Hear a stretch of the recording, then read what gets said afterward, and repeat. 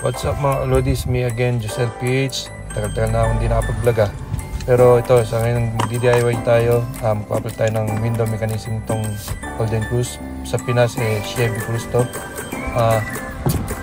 Natanggal ko na lahat ang dapat tanggalin na yung dalawang screw na natanggal ko na. Papakita ko lang kung saan sila nakaposition. Yan, babakalasin din yung panel na yan. Diyan siya nakaposition yung isang screw sa may bukasan and then dun sa may handle. And then at the rest, pwede nang sikwatin na lang ng kung anong tools meron kayo. So, yun na nga mga Lodis, pagpasensya nyo na kung hindi ko mapakita sa inyo step by step kasi nga sariling sikap lang tayo, wala tayong cameraman. So, yun na tinitingnan ko yung mga naka-connected dyan sa panel, yung mga electrical wiring tsaka yung wire na naka-connected dyan sa bukasan. So, ina-assess ko para hindi natin ma-damage yung clip. Mahirap na. So yun na at kung mapapansin nyo may dyan sa may bukasan may blue clip dyan, iangat lang yan and then matatanggal nyo na yung wire na naka-connected dyan sa bukasan ng pinto. Yan pag naangat na yung clip na yan, madali na tanggalin yung wire. Yan, tool nyan, tanggal na. And then the rest, yung electrical wiring para do sa power window tsaka power lock, tatanggalin niya. May mga clip din yan, kaya ingat lang mga Lodis, baka ma-damage. So i-assess nyo muna bago kayo magbaklas. So yun na nga binabaklas ko na yan at sana ma-enjoy nyo itong video na to and pakisuporta na lang sana itong maliit kong channel na to mga Lodis. Kung hindi pa kayo nakasubscribe, pakisubscribe na lang and pakilike na rin din yung video kung hindi naman nakakabala sa inyo. At yun nga mga Lodis, God bless you all and enjoy nyo lang itong video na to. Salamat.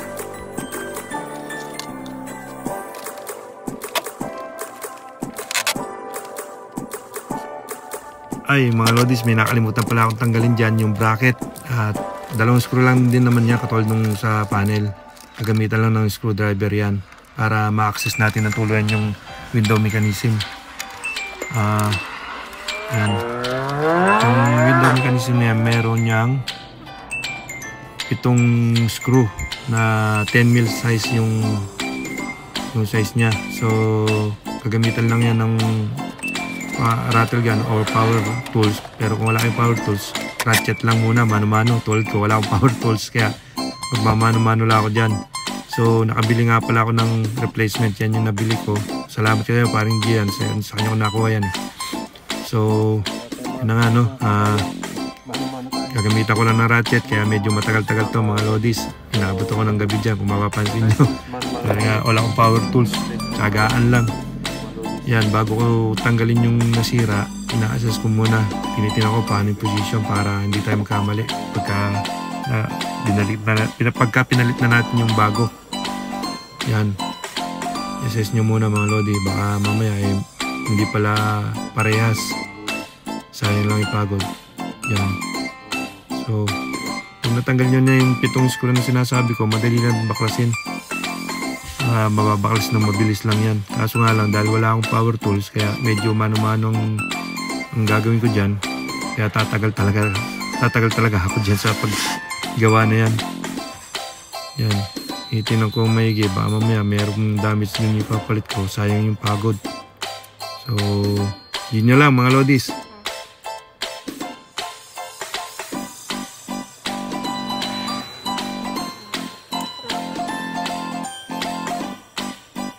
Siya nga pala, bago nyo baklasin yung mechanism, siguraduhin nyo munang naka-window up yung glass ng window ninyo. Tapos lagyan ninyo ng tape para hindi bumagsak. Kasi sayang naman pag bumagsak, mabasag. Hindi lalo na tayong nadagdagan yung problema. So tulad nga sabi ko sa inyo, minamano-mano ko lang yung pagtanggal ngayon ng mga bracket. Kasi nga wala tayong power tools. Ratchet lang gamit ko dyan mga Lodi, kaya medyo matatagalan ako, kaya abutin ako ng gabi dyan. So yan nga, tiyagaan lang mga Lodis kasi matanggal ko yung lumang window mechanism na yan. So dumating pa yung kapitbahay. Yan, ratchet lang ang gamit ko dyan mga Lodis, pero worth it naman yan. Importante magawa ko lang yung trabaho. Kasi kawawa naman yung anak ko, hindi niya mababa yung window niya. Kaya kailangan kong gawin. So dito sa Australia, kailangan mo rin minsan kasi maging practical. Pagka kaya mo nang gawin, ikaw na lang gumawa para makatipid ka. Yun na nga, no, mga kalodi, natanggal na natin yung luma. Makikita nyo, sirang-sira talaga. So na-damage na gusto. Ayan, piniprep ko na lang yung replacement yung ikakabit natin. I-make sure ko na talagang wala siyang damage at saka lahat nasa position para pag nilagay na natin, dire-diretso na tayo. So yun na nga, no, tinitingnan ko maigi may nakaligtaan ba ako, kung may kailangan kong ang paglalagay naman yan mga lodi, kung paano mo tinanggal yung luma, ganun din. So lalagay nyo lang aside una yung unang bracket na kung saan ipapasok natin kasama yung window motor ng mechanism. Mapapansin nyo, dahan-dahan lang ako para maiwasan nating madamage yung ilalagay natin. Mahirap na at pagod na rin ako sa lagay. Yun na nga, mga lodi, sinabot na tayo ng gabi. Yan, minamounting ko na lang, pinafinalize ko na lang yung mga bracket gamit ulit ng ratchet dahil wala nga tayong power tools, mano-mano ulit.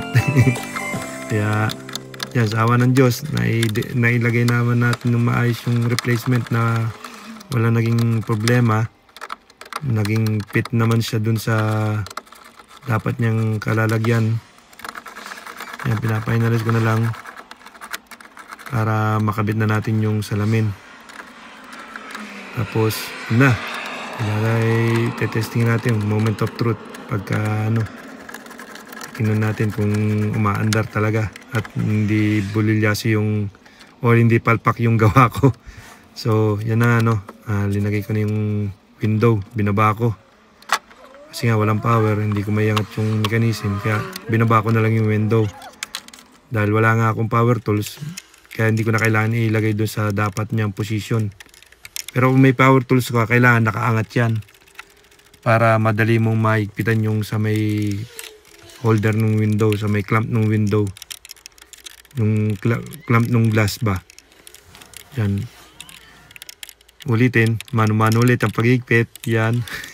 Pero okay lang, sulit naman. At nakikita ko naman na malapit nang magawa ba. So, yan, moment of truth. Binabalik ko na lang lahat yung mga tinanggal ko. Then, testingin na lang natin yan. At sana na-enjoy ninyo itong video na to, mga lodi. At pakisuportahan na lang ulit itong maliit kong channel.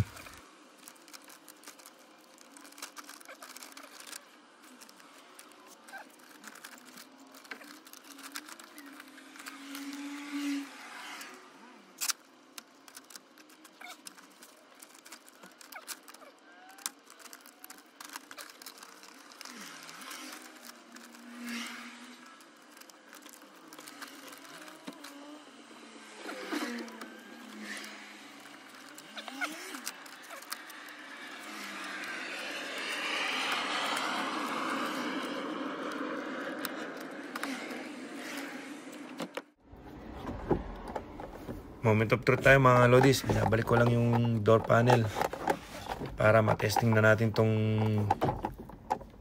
ginawa nating replacement ng window mechanism, kung talagang umaandar ba. Sana umandar para hindi sayang yung pagod, at pagod na rin ako dyan sa lagay na yan. Inabot na ako ng gabi. So moment of truth, mga lodis. Yun, umandar siya.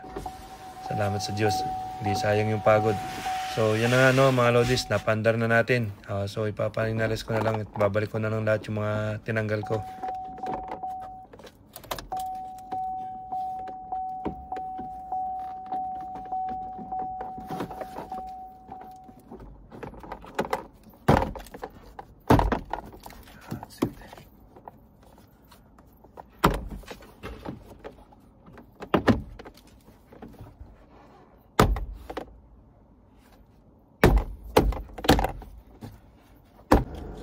What happened with it though?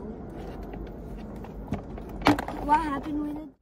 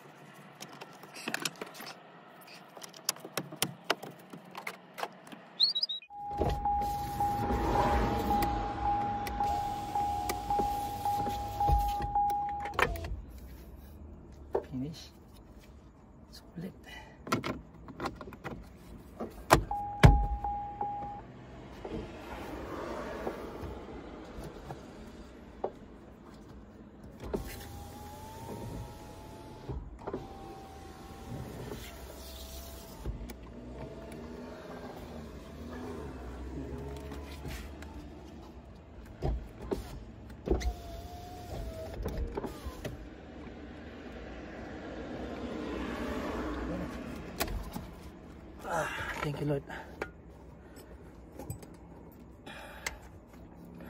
Finish. Yun lang mga kabayan.